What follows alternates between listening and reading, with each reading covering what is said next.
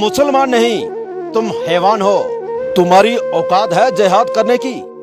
तुम्हारी औकात है जिहाद करने की? इतनी औकात है, जाओ फिलिस्तीन करो जिहाद, तुम्हें पता चलेगा जिहाद होता क्या है।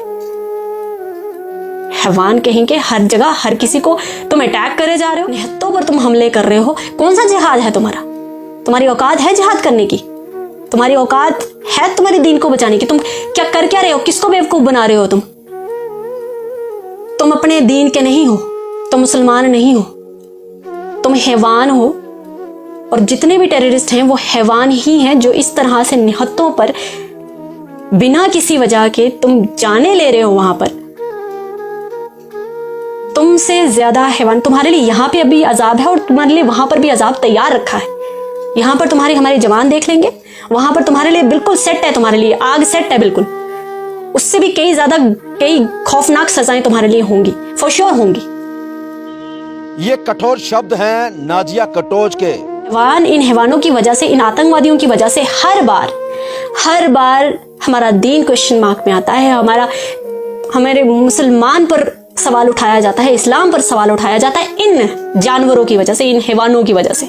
जानवर भी नहीं कहूंगी, हैवान है ये लोग। उन्होंने इन कठोर शब्दों के साथ पहलगाम अटैक की कड़ी निंदा की।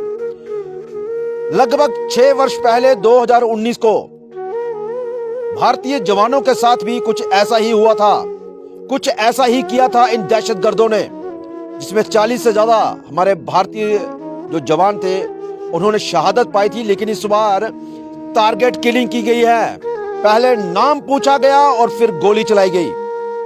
2019 के बाद घाटी में ये सबसे ज्यादा घातक हमला है और इस बार पर्यटकों को निशाना बनाया गया, टारगेट किलिंग की गई है, नाम पूछ कर गोली चलाई गई है, ऐसा जो सुनने में आ रहा है।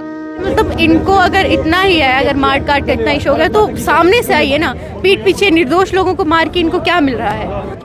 सत्य कहेंगे, सत्य लिखेंगे, सत्य चलेंगे। जिसका विरोध आज पूरे दिन उधमपुर में विभिन्न संस्थाओं ने, विभिन्न लोगों ने किया। आतंकवादियों की जात भी है, धर्म भी है। ये सब आप ये ना सोचे कि उनका कोई जात धर्म नहीं होता है। आतंकवादी जानबूझ करके टारगेट करते हैं, नाम पूछ करके मारते हैं। तो हम चाहते हैं कि इस चीज का बदला अवश्य लेना चाहिए। पाकिस्तान में बैठे हुए उनके आकाओं को कि हिंदुस्तान से पंगा लेना आपको बहुत भारी पड़ेगा। आज मैं मोदी साहब से मांग करना चाहता हूं कि ये जो लोग हैं, देश के गद्दार लोग, ये जो आतंकवादी लोग हैं, इनके आका जो पाकिस्तान में बैठे हैं, इनको चुन कर मारो, दिन को मारो, रात को मारो, देश के भीतर घुस के मारो। कईयों ने पुतले जलाए और कईयों ने अपनी वाणी से इसका कड़ा विरोध जताया और पाकिस्तान को भी खरी सुनाई है। दैनिक सवेरा समाचार में आप सभी का स्वागत है। मैं हूं अरुण शर्मा। पहलगाम का अटैक एक बार फिर कश्मीर को दहला गया है और एक तरफ रामबन की बात करें तो वहां पे शनिवार को जो बादल फटा था उसके कारण रास्ता जो है बंद था। कई पर्यटक यानी कि सैकड़ों की तादाद में जो टूरिस्ट हैं वहां पे फंसे हुए थे घाटी में। और ये भी माना जा रहा है कि शायद वो लोग घूमने इसलिए गए क्योंकि गर्मी का मौसम है, लोग आए हैं, रास्ता बंद है और उसके कारण वो सोच रहे होंगे कि चलो भाई घूम लेते हैं, पहलगाम का अच्छा नज़ारा देख लेते हैं। लेकिन क्या पता था कि वहाँ पे पहले से ही घात लगाकर ये दहशतगर्द बैठे हुए हैं। और इन दहशतगर्दों की बात करें तो यही माना जा रहा है कि रास्ता बंद होना और उसका पूरा फ़ायदा उठाया इन लोगों ने। 27 मासूम लोगों की जान ली है इन लोगों ने। आखिर क्या कसूर था इन लोगों का? वह घूमने आए थे, ना कि इनसे कोई बैर मोड़ने।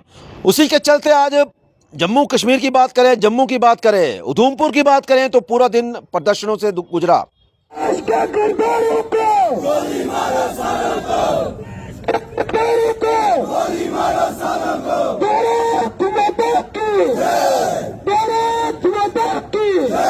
पाकिस्तान मुर्दाबाद, मुर्दाबाद, मुर्दाबाद। पाकिस्तान शर्म करो, शर्म करो, शर्म करो। विभिन्न संस्थाओं ने, विभिन्न लोगों ने, युवाओं ने इस अटैक की कड़ी निंदा की है और क्या कुछ कहा हम आपको जरूर सुनाएंगे। लेकिन एक साधु महात्मा ने यह भी कह दिया, जैसे लोग कहते हैं कि इनकी कोई जात नहीं होती, लेकिन उन्होंने कहा इनकी जात भी है क्योंकि इन लोगों ने धर्म पूछकर गोली चलाई है। तो इससे ये मालूम होता है कि ये लोग जो हैं ये दहशतगर्द जो हैं ये किस तरह की मानसिकता लेके आते हैं।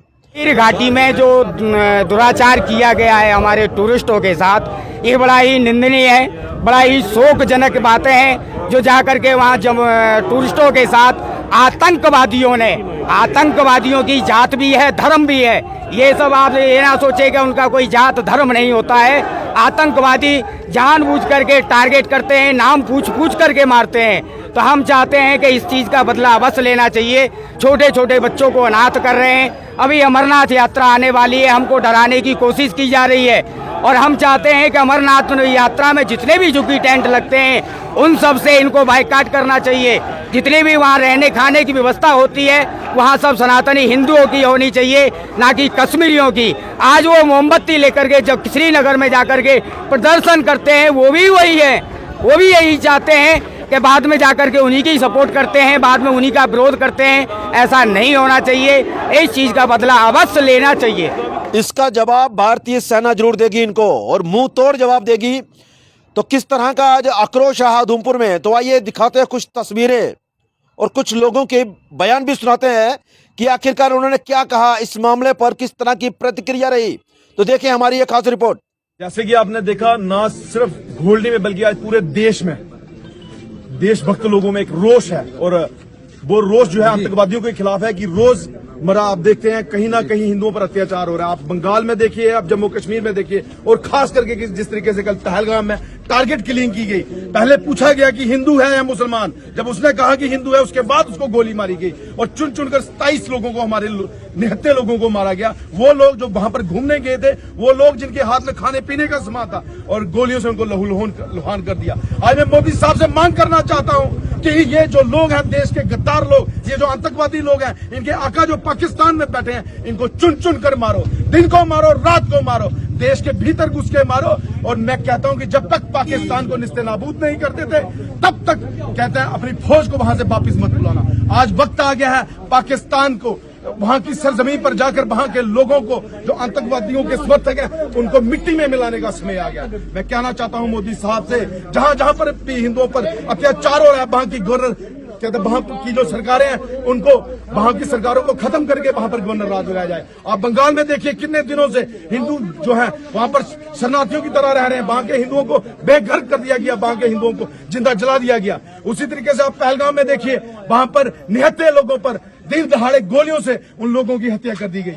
बहुत हो गया, अब देश को सुरक्षित करना होगा, देश के नागरिक को सुरक्षा प्रदान करनी होगी और आतंकवादियों को समर्थन करने वाले देश को, वहां पर बैठे आतंकवादियों के आकाओं को मिट्टी में मिलाने का वक्त आ गया। मोदी साहब आपसे और अमित शाह जी आपसे हमारी मांग है उन लोगों को खत्म कीजिए और बहुत जल्दी उन लोगों को खत्म करके खून का बदला खून से लीजिए, क्योंकि ये वो भारत नहीं है कि जो चुप बैठेगा। आज हमारे परिवार के वो सदस्य थे, आज वो हिंदुस्तान के जो लोग हैं हमारे परिवार की तरह हैं। आज उन लोगों के घर में ये दुख की घड़ी छाई हुई, कल हम में से किसी के घर में भी ये हो सकता है। इसलिए मेरी आपसे हाथ जोड़कर विनती है कि इन आतंकवादियों पर कड़ा प्रहार करके इन लोगों का खात्मा किया जाए।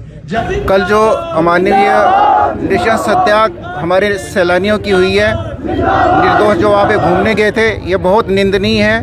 पूरा देश स्तब्ध है, मन में बहुत रोष है, सबके सब गुस्से में है। आपने देखा है उधमपुर की ये जनता जो है उनके समर्थन में खड़ी है, जो आहत हुए हैं, जिनकी हत्याएं हुई हैं। मैं ये बता देना चाहता हूं कि सरकार इस चीज़ का बदला लेने के लिए कोई कसर नहीं छोड़ेगी। बॉर्डर पार से पाकिस्तान से जो इस तरह की हरकतें हो रही हैं, अब वो वक्त आ गया है जब बालाकोट जैसा एक ऑपरेशन हमें फिर से करना पड़ेगा और इस बार हमें पूरा पाकिस्तान जो है उसको जो है निशाने में लेना पड़ेगा।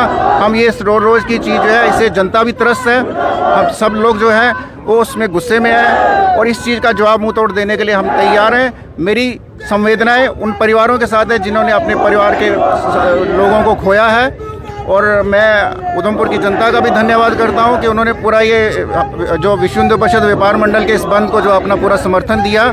और आने वाले समय में हम देखेंगे कि ये जो आतंकवादी हैं इनका कठुआ से लेकर कश्मीर तक सब जगह सफाया होगा। जल्दी हमारे होम मिनिस्टर जो है कल ही वहाँ पहुँच गए थे, प्रधानमंत्री भी अपना दौरा ख़त्म करके आज ही सुबह वापस आ रहे हैं और इसके ऊपर कोई एक बड़ा फैसला होने जा रहा है, ऐसा मुझे पूरा विश्वास है। वंदे मातरम। आज जो पहलगाम के अंदर 26 के करीब जो हिंदू टूरिस्ट थे उनको जब पूछ के मारा गया तो उसके खिलाफ हमारे उधमपुर में आज जो बंद की कॉल दी गई, उसमें जो हिंदू समाज ने, यहाँ पे आप देखेंगे कि बाकी सभी समाज भी यहाँ पे आए हैं, क्योंकि वो हिंदू के बढ़ के भारत के वासी हैं और हम कभी भी उनको अलग नहीं समझते हैं।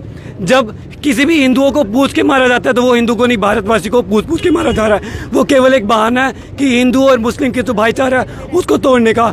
जो 1990 से जो इन्होंने अपनी हरकतें की हुई है, इसको ये दोबारा से 370 के हटने के बाद फिर से जागरूक करना चाहते हैं, लेकिन अब वो दौर नहीं रहा। अब जो भारत है वो जागरूक हो गया है और आज की डेट में दोबारा से कोई भी यहाँ से जम्मू से तो पलायन करने वाला है नहीं, तो अपने मंसूबे भूल जाएं। जो उल्टा कश्मीरी पंडित वापस आए हैं वो दोबारा कश्मीर में जाने की हिम्मत रखता है और कश्मीरी पंडित ही नहीं, यहाँ से पूरा का पूरा भारत उठ के फिर से कश्मीर में जाएगा। और मैं यही बोलना चाहता हूँ कि जो कश्मीरी मतलब हिंदू टूरिस्ट या कोई भी टूरिस्ट हो भारत से या फॉरेन से, अगर उनको कुछ भी लगता है कि वो कश्मीर में नहीं जा सकता, जम्मू के अंदर भी काफ़ी सारी टूरिस्ट प्लेसेस हैं, वहाँ पे आइए, हम आपका दिल खोल के स्वागत करते हैं। और इन बाकी जो आतंकवादी हैं इनको ये बता देना चाहते हैं कि अगर आप में हिम्मत है और अगर जो आपका खून इतना उबाल खाता है कि बार बार हिंदुओं को टारगेट करेंगे या आर्मी को टारगेट करेंगे, एक बार आमने सामने की लड़ाई में हमारी भारतीय सेना के सामने टिक कर दिखा दीजिए तो हम मान लेंगे कि आप में वाकई दम है, पाकिस्तान में दम है। धन्यवाद। नमस्कार जी, मेरा नाम मुस्कान पटियाल है। यहाँ पे जो आपने कल न्यूज़ सुनी होगी कि जो पहलगाम में इंसिडेंट हुआ है, टूरिस्ट को जो निर्दोष लोगों को मारा गया है, उसको रिलेटेड यहाँ पे प्रोटेस्ट किया जा रहा है। जो भी इस भारत का झंडा उठा, देखिए ये तो बहुत गलत करा है कि मतलब हमारे हिंदू लोग हैं वो पीसफुली रहना चाहते हैं, पर लेकिन ये कुछ गिने चुने जो है ये आतंकवादी और जो इनको समर्थन करते हैं, ये यही चाहते हैं कि हम मतलब हम भी इन्हीं के जैसे हो जाएं। अगर हम भी इन्हीं के जैसे हो जाएंगे तो शांति से रहेगा कौन? अगर शांति ही नहीं होगी तो देश कैसे रहेगा? अगर मतलब आप देख सकते हैं कि हमारे हिंदू भाई मतलब ज़्यादातर मतलब पीसफुल रहना पसंद करते हैं, शांति से रहना पसंद करते हैं। अगर मतलब मार काट तो हम भी कर सकते हैं, इसमें कोई बड़ी बात नहीं है, पर लेकिन मतलब हमारी तरीके से गलत है। जैसे हमने देखा कि अभी पहले जो उधर ये पहलगाम में इंसिडेंट हुआ, उससे पहले इन्होंने जो आर्मी वालों पे जो हमला करा था, पुलवामा में जो अटैक हुआ था, जो पुलवामा का अटैक था उससे भी अभी तक हम लोग भरे नहीं हैं कि उसमें हमारे कितने सारे फौजी भाई जो मारे गए निर्दोष थे वो। अगर मतलब इनको अगर इतना ही है, अगर मार काट का इतना ही शौक है तो सामने से आइए ना, पीठ पीछे निर्दोष लोगों को मार के इनको क्या मिल रहा है? का बदला खून है। ये जो उनको सपोर्ट करते हैं, जो उनको फंडिंग करते हैं, जो उनको राशन देते हैं, उन